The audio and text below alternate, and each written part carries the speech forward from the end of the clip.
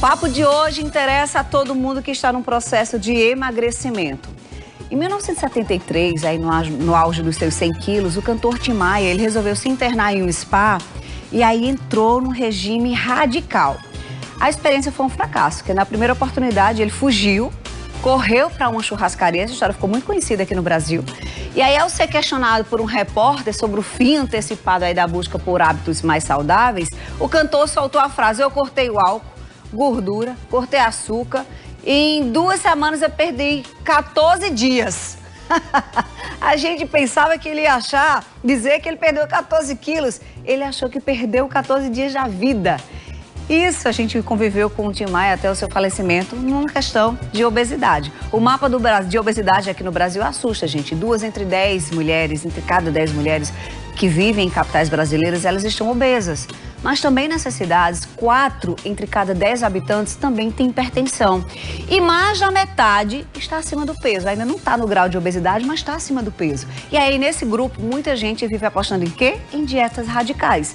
Mas aí não param de surgir evidências de que apostar numa dieta pra lá de rigorosa pode ser, sim, uma perda de tempo e de saúde.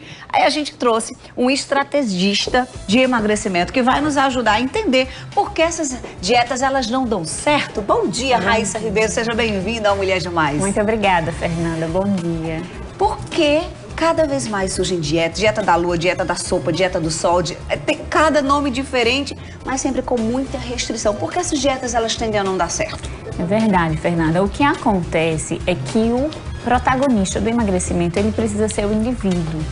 E nessas dietas, a pessoa aposta na dieta, e a dieta tem um prazo para iniciar e um prazo para finalizar. Então, quando ela finaliza, o efeito sanfona, ele retorna. Então, é comum esses pacientes que se apoiam nesse tipo de emagrecimento rápido, instantâneo, sem priorizar a saúde, ou quando ele se apoia no uso de um medicamento, na colocação de um balão, na cirurgia bariátrica como única estratégia para emagrecer, ele não consegue manter o peso de forma satisfatória, porque na verdade o emagrecimento inicia na mente. Ele tem que ser o protagonista desse processo de emagrecimento. Uma telespectadora, ela quer saber justamente, Raíssa, sobre o uso dos inibidores de apetite, como é a subtramina, é muito conhecido, né? Ela quer saber, eles realmente ajudam? Sim, eles ajudam. Quando tem boa indicação, eles são estratégias e ferramentas valiosas. Porém, como eu disse, o emagrecimento ele inicia na mente. Então, o indivíduo, ele tem que ser o protagonista desse processo. Ele tem que ter uma mudança de hábito. E o hábito é nada mais do que aquilo que a gente repete ao longo dos dias. Existe um estudo que fala o seguinte, que para um comportamento se tornar um hábito, ele precisa ser repetido por no mínimo 21 dias. Então, o indivíduo ele precisa começar a pensar magro. E para isso existem milhares de estratégias, milhares de ferramentas. A gente está conversando hoje com a estrategista de emagrecimento, Raíssa Ribeiro, e explicando por que a dieta da lua, a dieta não funciona se você não tiver acionado a chavezinha aqui dentro.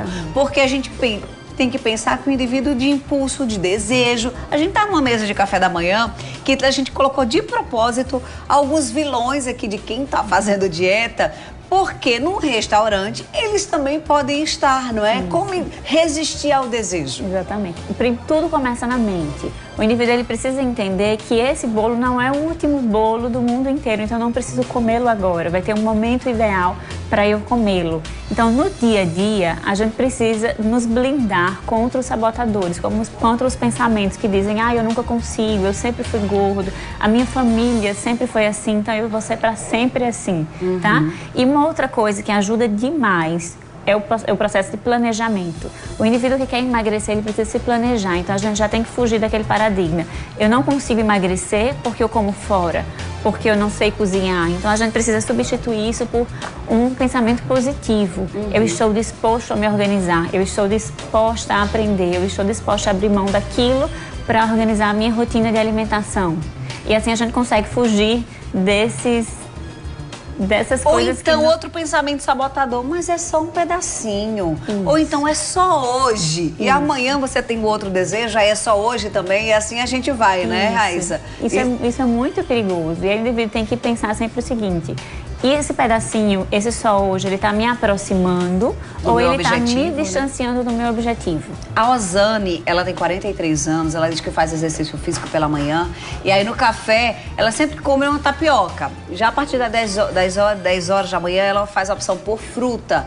Só que ela diz que estacionou nos 60 quilos. Não aumenta, mas também não diminui. Ela quer saber se pode estar com algum problema, faz exercício, não come açúcar, não bebe refrigerante. Talvez ela não esteja repetindo, o padrão de alimentação dela não esteja repetido, Raíssa? Exatamente, exatamente. Os mesmos alimentos, os mesmos hábitos, e a gente precisa ter uma investigação mais acurada a respeito disso, investigar mais profundamente. E existem sim estratégias para quem está estacionado no peso. Nós temos exemplos no nosso programa de emagrecimento, o Afine-se, de pacientes que fizeram bariátrica e há 4 anos não conseguem mais perder peso. Estão estacionados e com pequenas mudanças a gente consegue mudar o paradigma e perder às vezes até mais peso do que perdeu na cirurgia bariátrica. A Carla, tudo inicia na mente. Na mente. A Carla tem 17 anos, ela está com 90 quilos. Aí ela tenta fazer regime, só que não consegue. Ela tem muita vontade de perder peso, mas não consegue. Ou seja, tá faltando acionar o botãozinho na mente. Exatamente. Tratamento psicológico ajuda, Raíssa? Muito. Eu acho que esses pacientes precisam de acompanhamento multidisciplinar. Cada profissional da área de saúde tem uma visão diferente. Então, esse paciente ele precisa ser acompanhado por essa equipe para que ele seja tratado holisticamente. Esse é o grande sucesso dos programas de emagrecimento, do que dá certo hoje em dia. A Marilene já tem 43 anos e ela disse que sofre com ansiedade. E isso a gente sabe que é um grande vilão. Todos os problemas ela resolve com comida. Então ela faz aí uma substituição. Tô com um problema, vou descontar na comida, né? Isso. A gente tem uma relação emocional muito forte com a comida.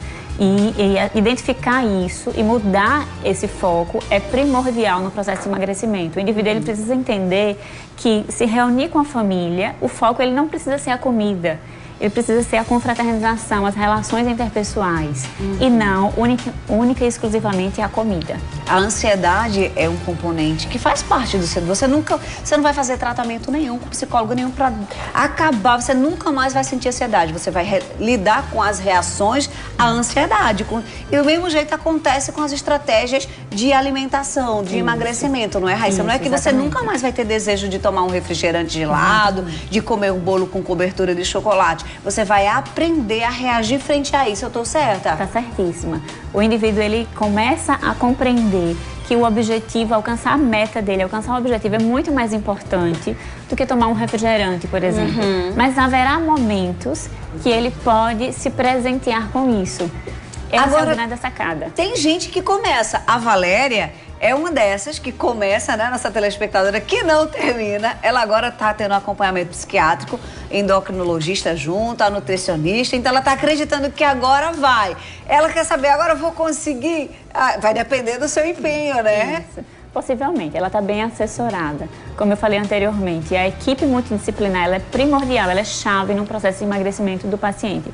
Ele não vai conseguir sozinho, ou dificilmente vai conseguir sozinho. E apostar todas as fichas no único profissional não é a solução.